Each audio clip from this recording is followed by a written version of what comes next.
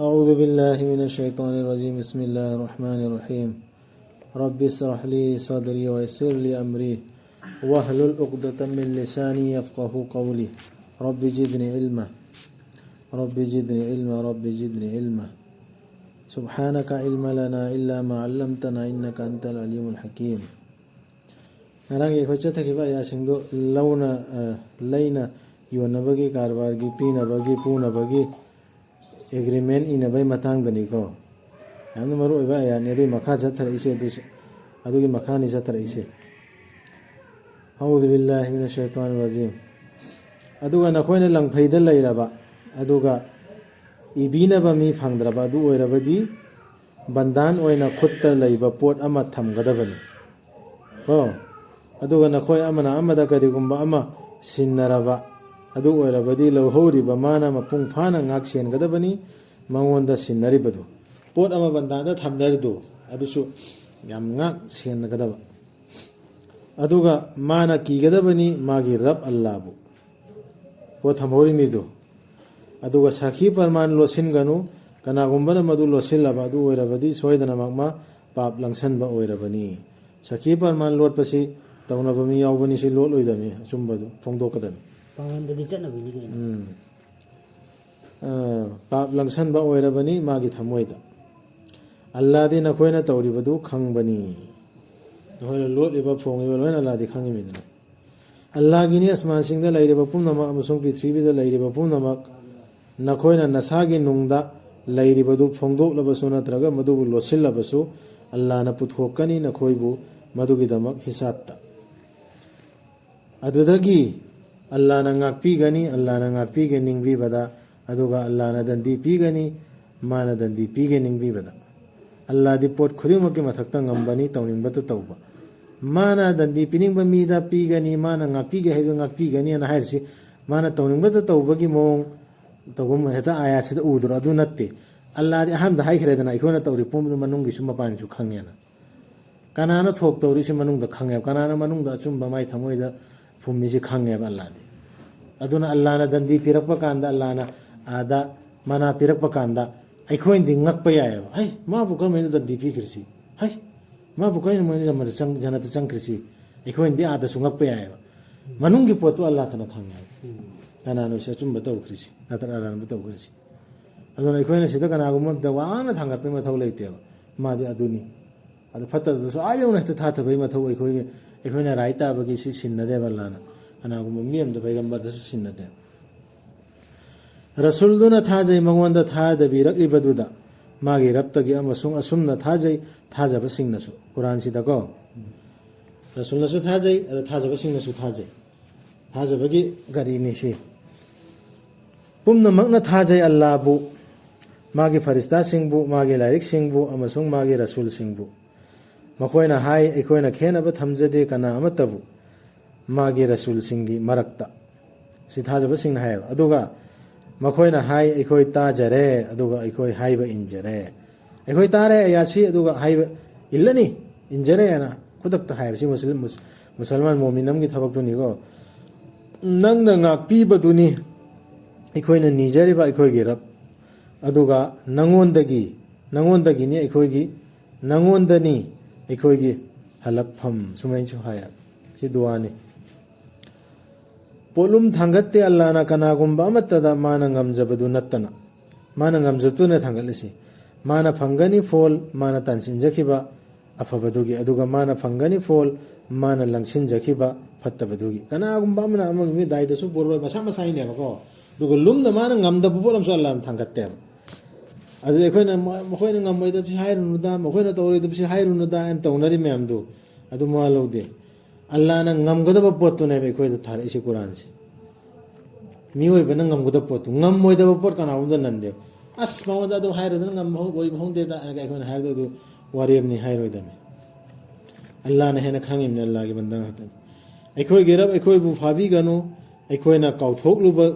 kauthokluba gi natraga aikoina soikibagi si duani sumaina yam phajana si dua si chimpa pura tawudami khoisu hoina kauthokluba bena to soikiba aikoi phabi ganu aikoi gerab aduga thangat pi ganu aikoi da polum nangna aikoi gi mangi mi singda thangat khiba adugumna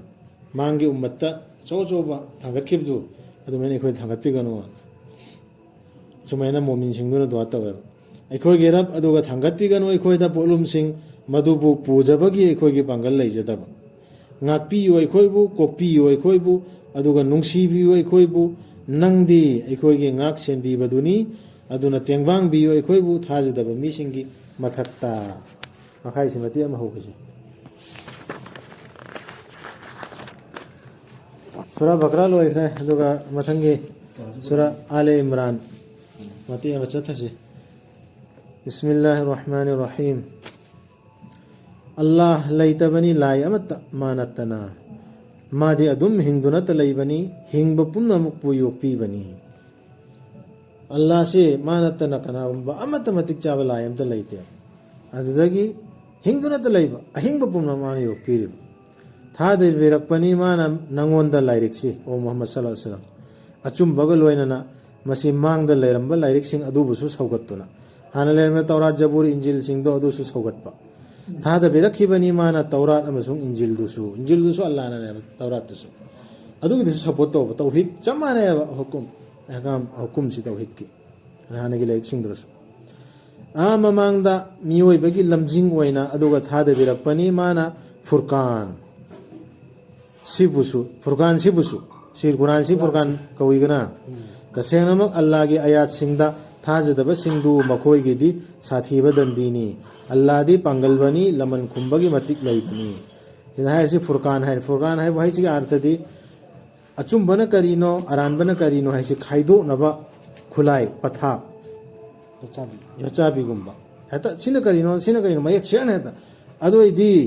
आयात इकोन थेंगनरिब आयात सिंग सिक्सिना फैसला तौगने अखोयगी दिन गी मतंगदा any N रपकान सिक्सितना फैसला तौगने other six थाजद्रबसिन फैसला तौदा याद्रबा अदु थाजद्रबसिंदु मखोयगिदी साथीबदंदीनी अल्लाह दी पांगनबनी लमन कुंबगी मतिक लैबनी तसेंगनमक अल्लाह दगी लोटपा लैते करिगुंबा pot अमत्ता पृथ्वीदा नत्रगा अत्यादा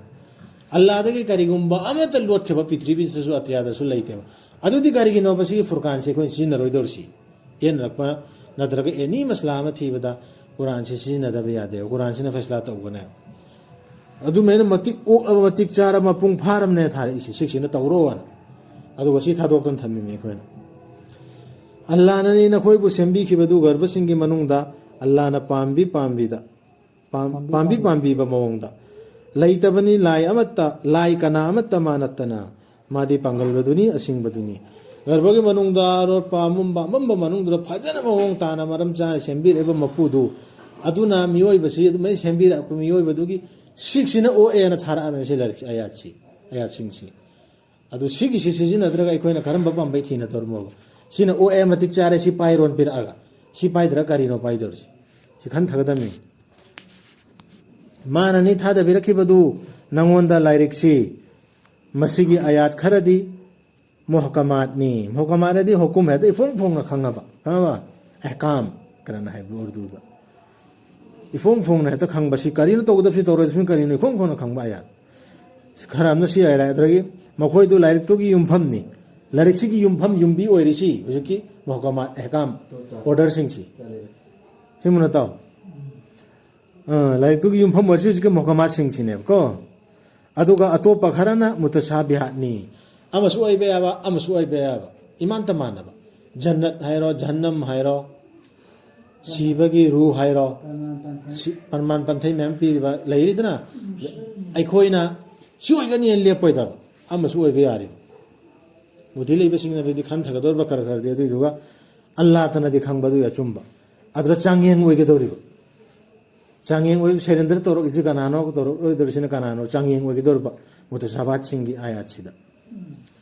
अदुबु मखोइगे थमोइ सिंगदा फैरेंगनबा लैबसिंगदुना मसिगे Parman ओइबसिंगदुगी तुंग इन्नगनी बुदिगी मुतसाबायात ओइबा आयात अमसु ओइबा ओइयाबसे सिक्सिगी कोई तुंग से इन्नगने बकन नकरिगिनो यानदबा थोगन्नबा वकाई थोगन्नबा फितना थोगन्नबा हाइदि चयेनबा थोगन्नबा हुजिकी आयात सिंगदु अल्लाह तना खंबा आयात सिंगदुगी मतुंग इन्नगने एकाम दुना इफोंग होंग एकाम दुना थादोक्तना अदमदुगी द मतुंग इन्नने अमसुंग मदुगी अर्थ पुथोकनबा मखोइना पामजबा मोंगदा मखोइना पामजबा मोंगदा पुथोकनबा होनने अल्लाह तना खंबा आयात मधुबु कनानसु खंगदे मधुगे असेंबा अर्थ अल्लाह नत्तना तो ज्ञानदा खोंफम चेतपसिंगना हाय अखोइदी मसिदा थाजै पुमनमक अखोइदी जन्नत हायु थाजै जहन्नम हायु थाजै ज्ञानदा खोंफम चेतपसिंगदि हायबा चिंगनब आया चिंगदरा यादा अर्थ हन्न होना देव अखोइगे रब के मनाक्तगिनी सिमै थाजै अदुबु कनासु खंथदे बुद्धि लैबसिंग नत्तना सी खंथदरसु बुद्धि लैबसिंगदु नत्तना खंथदे मखोइना हाय अखोइगे रब अखोइगे थमोइसिंगबु फैरेंना बिगनु अखोइबु नंगना लमजिंगबिरबा मतुंगदा हुजिकि बुद्धि लैबसिंगसि अदुगा पीना बियो अखोइदा नंगे ननाक्तगी मिनुंगसि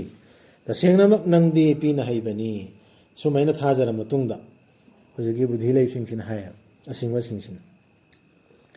अखोइगे रब सोइदनमक नंगना मियोइबाबु नोंगमदि पुलप पुलहनगनी मसिदा करिसु चिंगनिंगाय लैते तसेंगनमक अल्लाहदि थुगाइबा तौदे मागे वादा सिसु हाय तसेंगनमक थाजदबसिंगदु कैदोनुंगदसु कान हल्लरोय मखोइदा मखोइगे माल चांगना अमसु मखोइगे मचा मसुसिंगना अल्लाहगी मयोक्ता करी अमत्तसु थाजदबसिंगदुना कैमता कानरो माल चांगना मचा मसुंजु कैम कान हल्लरोय अल्लाहगी मयोक्ता मखोइदुदी सिंगनी मईदुगी सिंगनेबा हुजिक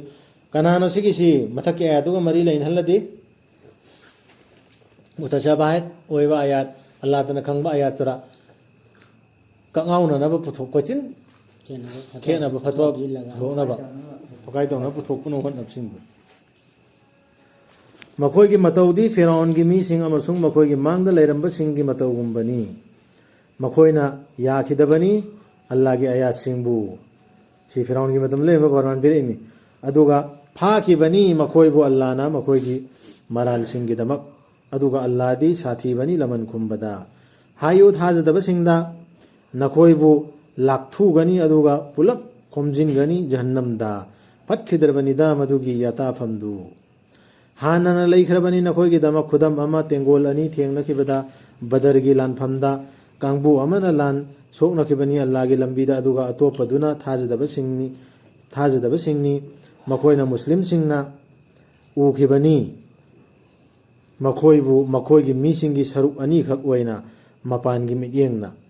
अल्लाहना सौगटपी मागी मतेंगना माना सौगटपीगे निंगबीबसिंगबु तसेंगनमक लैरबनी मसिदा पारा अमा ममित पानबसिंगी अल्लाहना कमै मतेंग पांगकेदु खांगेदना खोय मुस्लिम सिंगदना मखोइगी लानमी येंगनबसिंगदु हनथना उहनबा अदुरगी कुफार सिंगदसो मी हनथना उहलगा मोजु थेंगननबा जिंजिला थेंगाइना हनबा अल्लाह तौख्रिसिना फत्तबसिंगदु खाइदोकनबगी कना कनानो मुनाफिक कना कनानो यादबसिंगदु मचा खाइना खाइदोकनबैने तौन हनख्रे फजा हनख्रबनी मियोइबदा मखोइना पामजबा पोतसिंगी नुंसीबदु नुपीसिंगी मचानिपासिंगी पैसिंदुना थंबा सनालुपा मपैसिंगी दाग थमदुना खंदोकलबा सगोलसिंगी युमसासिंगी अमसुंग अचाब लबुकसिंगी मखोइदु ताइबंग पुंसीगी चेंजेलनी अदुबु अल्लाहना मागी मनाक्ता थमलिबनी अफबा हलकफमदी मियोइबदा पामहनख्रि पोतसी सिंग नुपीने मचानिपाने अदुरगी सनालुपा पैसिनबसिने दाग थमदुना सगोन लानगी सगोन अतांगदु मतमदुरा चनमदुनि हाइसी हुजिकति मर्सरीज करिगे थमनिंगिदना अनान मानो नोबकार अदुरगी युमसा फजब युमसा लोइनिंगी पैदना लबुक से फजब लेहाव लेबा लबुक से